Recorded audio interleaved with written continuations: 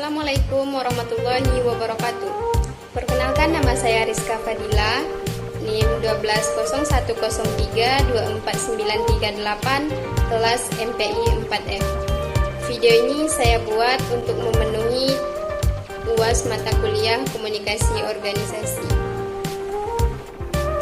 Baiklah, di sini saya akan menjelaskan sedikit materi tentang komunikasi organisasi verbal. Jadi yang dimaksud dengan komunikasi organisasi verbal itu ialah komunikasi dengan menggunakan simbol atau kata-kata, baik yang disampaikan melalui tulisan ataupun lisan. Nah, kemampuan menggunakan komunikasi verbal ini sangat penting bagi seorang administrator dan manajer, karena ini merupakan salah satu strategi untuk mencapai tujuan yang telah direncanakan. Baiklah, selanjutnya yaitu klasifikasi pesan komunikasi organisasi. Yang pertama dapat diklasifikasikan atas jaringan komunikasi formal dan jaringan komunikasi informal.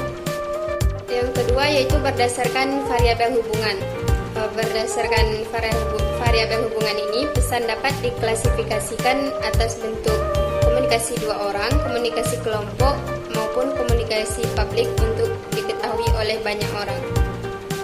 Yang ketiga yaitu berdasarkan tujuan dari pesan. Contohnya komunikasi untuk pemeliharaan, komunikasi untuk tugas, komunikasi untuk pembaharuan, komunikasi untuk tujuan kemanusiaan, dan komunikasi untuk hal-hal lainnya. Yang keempat yaitu berdasarkan variabel penerima. Berdasarkan variabel penerima ini, komunikasi dapat diklasifikasikan atas komunikasi internal dan komunikasi eksternal. Yang kelima yaitu berdasarkan variabel yang digunakan dalam pesan. Contohnya yaitu menggunakan komunikasi verbal maupun komunikasi nonverbal. Dan yang terakhir yaitu berdasarkan variabel metode difusi. Berdasarkan variabel ini, komunikasi dapat dibedakan atas komunikasi lisan maupun tulisan. Komunikasi dengan menggunakan perangkat keras, alat elektronik seperti komunikasi melalui HP, radio, televisi, dan sebagainya. Selanjutnya, fungsi pesan dalam komunikasi organisasi, yaitu yang pertama fungsi pesan yang berkaitan dengan tugas, yang kedua fungsi pesan yang berkaitan dengan pengorganisasian, yang ketiga fungsi pesan yang berkaitan dengan pemeliharaan, yang keempat fungsi pesan yang berkaitan dengan pengelolaan, yang kelima fungsi pesan yang berkaitan dengan pembaruan ataupun inovasi. Selanjutnya yaitu jaringan komunikasi. Nah, jadi yang dimaksud dengan jaringan komunikasi ini adalah saluran yang digunakan untuk mengirimkan pesan dari satu orang ke orang lain agar pesan yang kita kirim dapat segera diterima oleh si penerima, dan kita juga dapat segera menerima balasan yang ingin kita ketahui. Jadi ada beberapa peran dalam jaringan komunikasi ini. Yang pertama yaitu untuk pendapat pemimpin, gatekeepers, kosmopolit, jembatan, penghubung, dan isolasi. Selanjutnya jaringan komunikasi formal. Jaringan komunikasi formal ini adalah komunikasi yang bersifat resmi yang dilakukan di lembaga formal melalui garis pemerintahan. Misalnya komunikasi dengan perusahaan ataupun komunikasi pada saat jam kerja.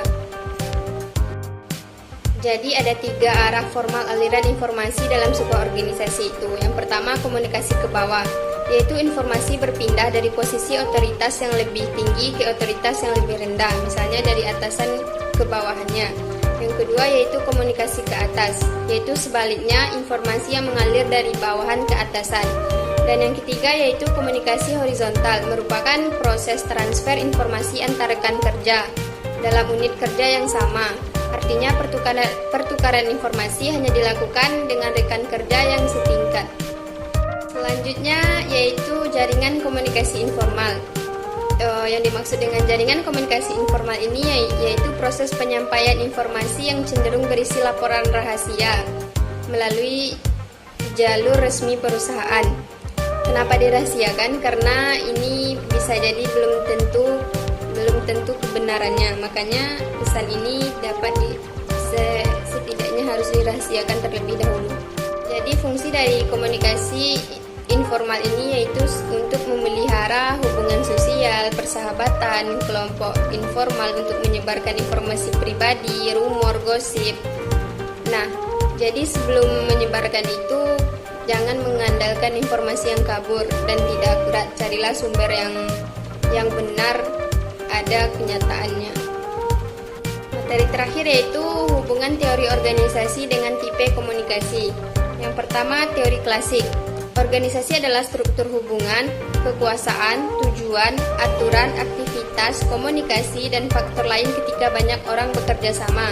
Yang kedua yaitu teori neoklasik, hubungan manusia atau dalam organisasi. Yang ketiga, teori sistem sosial, bahwa hubungan manusia memungkinkan suatu organisasi bertahan lebih lama daripada manusia biologis yang memegang posisi tertentu.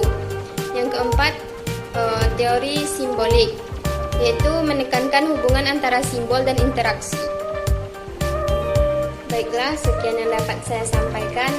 Kalau ada kata-kata saya yang salah, mohon dimaafkan. Semoga materi yang saya sampaikan dapat bermanfaat untuk kita semua. Assalamualaikum warahmatullahi wabarakatuh.